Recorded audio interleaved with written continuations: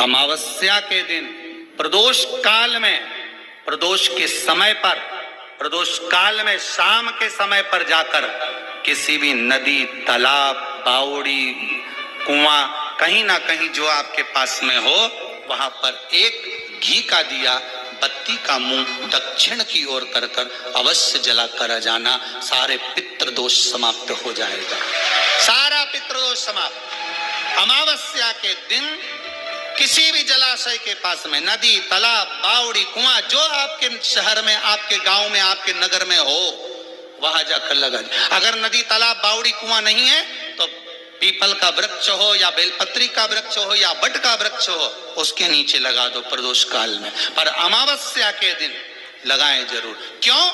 क्योंकि अमावस्या के दिन पितृ शाम के समय प्रदोष काल में शंकर भगवान का नाम जाप कर कर नदी, तालाब, बावड़ी पर पानी पीने जाते हैं। वहां से जल का आचमन कर कर पितृ अपने लोक को चले जाते हैं प्रदोष काल के समय पर। इसलिए प्रदोष काल में जलाशय के पास में, बावड़ी, कुआं, नदी, तालाब के किनारे पर दिया लगाया जाता है दक्षिण की ओर मुख कर कर बत्ती का। तो पितृ आशीर्वाद देते हुए जाते हैं कि फलो फूलो, आगे बढ़ो, उन्नति करो, तरक्की करो। ये पितरों का आशीर्वाद रहता है, पितरों का वर रहता है। आप देंगे उसको मिलेगा। पितृदोष है, ये आपको कैसे मालूम पड़ेगा?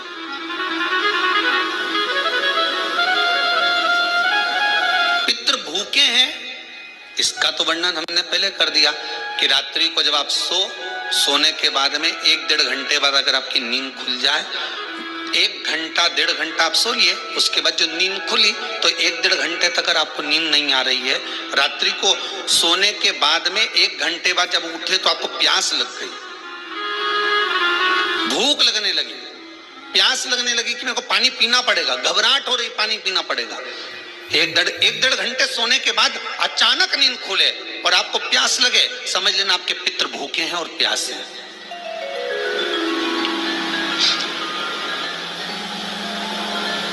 वो भूखे और प्यासे हैं, उनको जल की जरूरत है।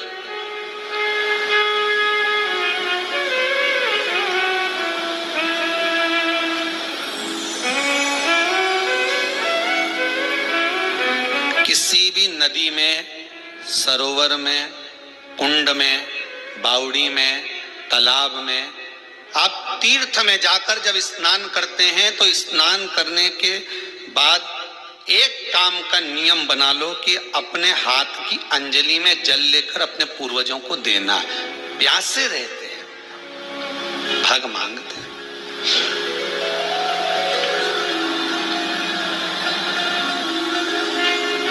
भग प्राप्त करना। 3 वृक्ष पितरों के तुल्य हैं। पहला पीपल, दूसरा बट वृक्ष, तीसरा बेलपत्र का वृक्ष। ये पितरों के तुल्य हैं। अगर आपको रात्रि में नींद नहीं आ रही है, ऐसा लगता है कि रात्रि को 1 घंटा 1.5 घंटा सोने के बाद कुछ गलत गलत विचार आने लगते हैं, नींद सुबह 3 बजे तक, 4 बजे तक नहीं आती, 4 बजे के बाद फिर नींद आती है, तो एक प्रैक्टिकल जरूर कर कर देखना। एक प्रैक्टिकल करने में क्या जाता है? प्रयास करने में क्या कुछ जाता है क्या? प्रैक्टिकल कर कर देखना कि कहीं सीवर वाला हमारा झूठ तो नहीं बोल रहा, तो प्रैक्टिकल करने में कुछ नहीं जाए। 1 लोटा पानी लो, उसमें थोड़ा सा कच्चा दूध डाल लीजिए, बेलपत्री का पेड़ या पीपल का पेड़ या बट का पेड़, इन पेड़ के नीचे ले जाकर उस दूध को दोपहर में सुबह 10 बजे से लेकर 12 बजे के बीच में ले जाकर चढ़ा दीजिए। रात्रि को फिर ना आपको प्यास लगेगी, ना भूख लगेगी, नींद एक बार लगी तो सुबह ही खुलेगी। प्रैक्टिकल करने में क्या जाता है? पानी डालने में तुम्हारा कुछ जाएगा? अरे बोलो तो सरी, हमें 10 रुपया का दूध जरूर उसमें, और तुम इतनी चतुर हो, इतना सारा दूध थोड़ी डालोगी, तो 2 चम्मच बैठा लगेगा। कहाँ तुम इतना डालने वाली हो?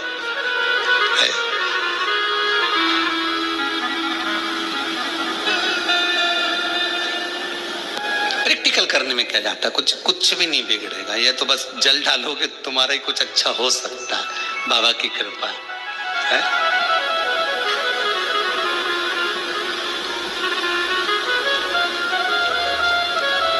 तीन वृक्ष पितरों के तुल्य हैं। पहला जम के बोलिए पीपल, दूसरा बट वृक्ष, तीसरा बेलपत्री का वृक्ष। तीन पीपल के वृक्ष में 52,000 ब्राह्मण एक साथ निवास करते हैं, इसलिए पितृतुल्य। बट वृक्ष ब्रह्मा जी के मस्तक से बना, इसलिए पितृतुल्य है। और बेलपत्री का वृक्ष माता पार्वती जी के अश्रु से बना।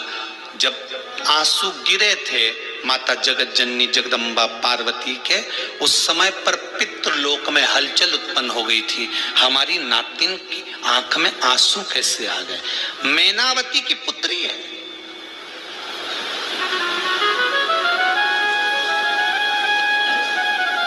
पितरों की नातिन, इसकी अश्रु कैसे गिर गए?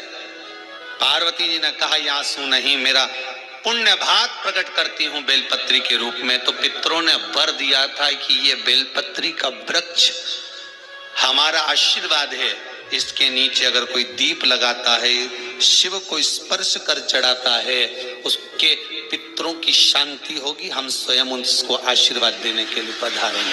बेलपत्र का वृक्ष पितृतुल्य।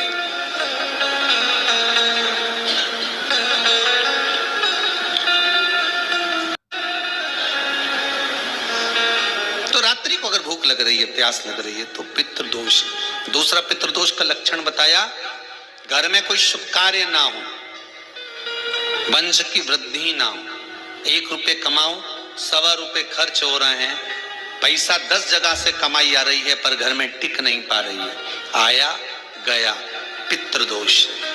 जरा सी कटोरी पड़ी है, उसके पीछे विवाद चालू हो जाए, पानी ढुल गया, उसके पीछे विवाद हो जाए, या छोटी छोटी बात में घर में क्लेश मचा हुआ है, पितृदोष है। समझ लो हमारे पूर्वज हमसे खुश नहीं, प्रसन्न नहीं। मौका लग जाए, सारी दुनिया के लोग तुमसे कह रहे हैं तेरे घर में पितृदोष है, 1 रुपये कमाते हो, 1.25 रुपये खर्च होता, मानसिक टेंशन बना रहता है। घर में एक व्यक्ति बीमार है, ठीक हुआ, दूसरा बीमार पड़ गया, दूसरा ठीक हुआ, तीसरा बीमार पड़ गया, तीसरा ठीक हुआ, चौथा बीमार पड़ गया।